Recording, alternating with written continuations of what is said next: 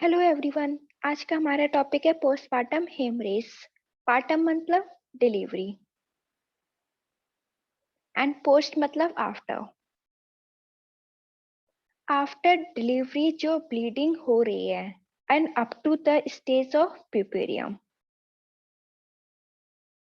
Puerperium कब तक माना जाता है? 6 वीक तक। 6 वीक आफ्टर डिलीवरी तक प्यूपेरियम स्टेज मानी जाती है। जो पोस्टपार्टम में क्या होता है, जो अमाउंट ऑफ ब्लीडिंग, जो ब्लड लॉस हो रहा है up to the stage of puerperium तक, in a case of postpartum hemorrhage and in the case of APH। तो APH में क्या होता है? APH मतलब एंटी मतलब बिफोर। तो डिलीवरी से पहले जो ब्लीडिंग हो रही है वो एंटीपार्टम हेमरेज हो रहा है। ठीक है, इसकी हम बात लास्ट लेक्चर में कर चुके हैं। अब हम बात करते हैं पोस्टपार्टम हेमरेज की। तो इसकी डेफिनेशन समझ में आ गई। अब हम बात करते हैं इसके टाइप्स के बारे में। जो PPH है उसके टाइप्स क्या क्या हैं? तो फर्स्ट वन इसका टाइप है प्राइमरी एंड सेकेंडरी।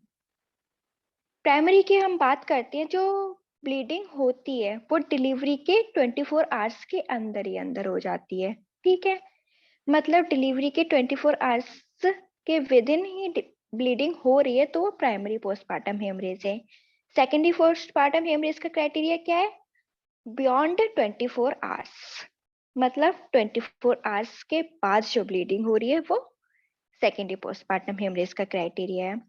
अब प्राइमरी पोस्टपार्टम के टाइप्स क्या क्या होते हैं? जैसे कि third stage labour and true postpartum haemorrhage. Third stage labour ये क्या है? लेबर की स्टेज। लेबर को 3 स्टेज में डिवाइड किया है, first, second and third.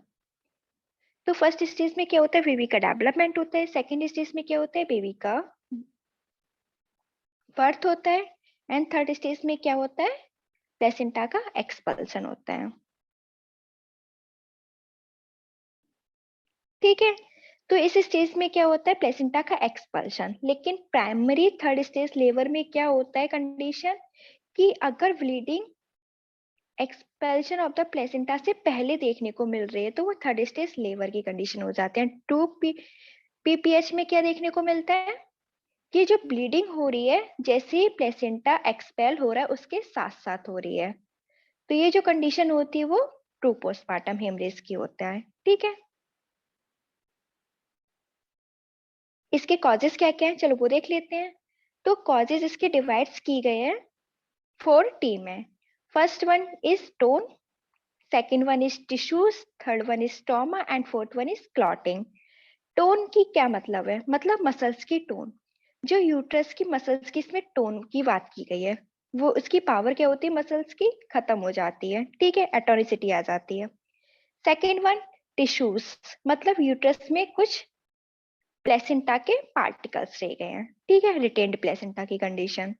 Third one is trauma, delivery के दौरान उसमें कोई भी इंस्ट्रूमेंटल इंजरी हो रही है, जैसे कि सर्वाइकल लेजन हो रहा है या फिर वजाइनल लेजन हो रहा है। ठीक है, सर्वाइकल लेजन हो गया या फिर वजाइनल लेजन हो गया, इसमें ट्रॉमा हो गया, या फिर यूट्रस का रप्चर हो गया, तो वो किस कंडीशन में आ जाता है? ट्रॉमा में। अब हम बात करते हैं clotting. Blood coagulation is one of the major factor of the PPH। Atonicity of the uterus किन किन फैक्टर्स पे डिपेंड करती है? एक तो ग्रैंड मल्टीपैरा, मतलब लेडी को क्या हो रहा है? बार बार रिकरेंसी होती है प्रेगनेंसीज की। ठीक है, तो जिसकी वजह से बार बार यूट्रस में स्ट्रेस होगा, मतलब बार बार उसको काम करना पड़ेगा, कॉन्ट्रेक्शन रिलैक्सेशन कॉन्ट्रेक्शन रिलैक्सेशन। ठीक है, जिसकी वजह से क्या होगा? मसल्स की जो टोन होती है वो खत्म हो जाएगी। ठीक है, तो एक मेजर फैक्टर क्या हो गया? Grand multipara. सेकेंड वन जो होता है over distension of the uterus, मतलब जो नॉर्मल यूट्रस का साइज होता है उससे यूट्रस एनलार्ज कर गया है।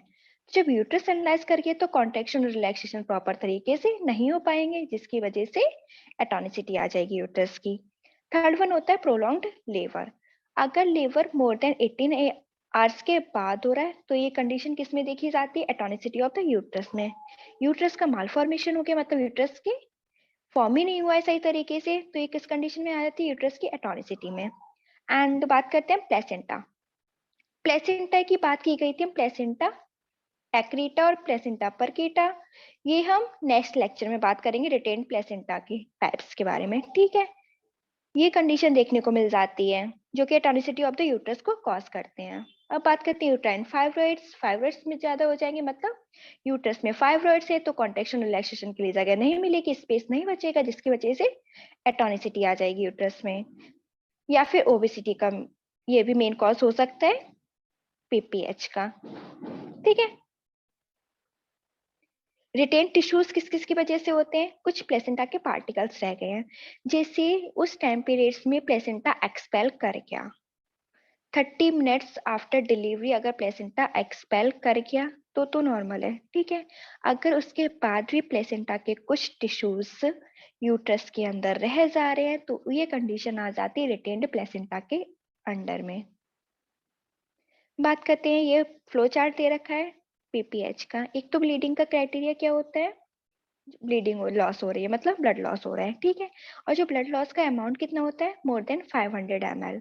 नॉर्मल डिलीवरी में अगर more than 1000 ml blood loss हो रहा है सीजरियन सेक्शन के थ्रू तो वो भी पोस्टमार्टम हेमरेज के अंडर में आ जाता है।